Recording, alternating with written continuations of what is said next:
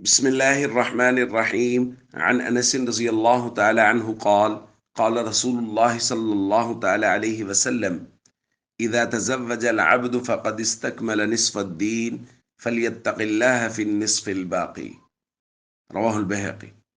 नबी करीम सल्लल्लाहु अलैहि वसल्लम ने इरशाद फरमाया, जब बंदा शादी कर लेता है तो वो निस्फ़ दीन मुकम्मल कर लेता है, उसे निस्फ़ बाकी में अल्लाह से डरते रहना चाहिए।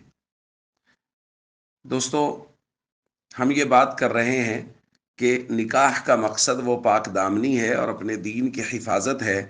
इसी ज़िम्न में ये रिवायत ज़रूर जहन में रखनी चाहिए कि नबी करीम सल्लल्लाहु अलैहि वसल्लम फरमा रहे हैं, जिस आदमी ने निकाह कर लिया उसने निस्फ दीन मुकम्मल कर लिया और बाकी निस्फ के बारे में उसे अल्लाह से डरते रहना चाहिए। इसकी वजह यह है कि इंसान के जिस्म में दो चीज़ें ऐसी हैं जो आम तौर पर दीन में नुकसान और फसाद का बायस बनती हैं। एक उसकी शर्मगाह है और दूसरा उसका पेट है। हदीस का मतलब यह है कि जिस शख्स ने निकाह कर लिया, अब उसने शर्मगाह के फितने और फसाद से तो निजात पा ली है। अगर ये पाक दामनी के इरादा से निकाह कर रहा है और इसी इरादा से इसने निकाह किया है, तो अब शर्मगाह का फितना जो है उससे तो ये महफूज हो गया कि इसके पास इसके जो जज्बात हैं, जिनसी जज्बात हैं, उनकी तस्कीन के लिए एक जायज़ रास्ता मौजूद है।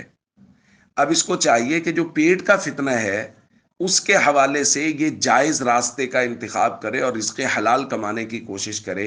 इसी को ताबीर किया गया है फलियत्तक़िल्लाह फ़िन्निस्फ़िल बाक़ी से, कि अब वो जो पेट के मामलात हैं उनके मामले में भी हलाल और जायज़ रास्ते का इंतखाब करे और अपने दीन को फितना और फसाद से बचाए। तो इसलिए हम सबको चाहिए कि पाक दामनी इख्तियार करने की कोशिश करें, अपने जहनों को पाकीज़ा रखें और निकाह का बुनियादी मकसद भी यही होना चाहिए कि इससे ख़यालात पाक हों। निकाह के ज़रिए से इंसान हमेशा पाक दामनी की कोशिश करता रहे। अस्सलामु अलैकुम वरहमतुल्लाहि वबरकातुहू।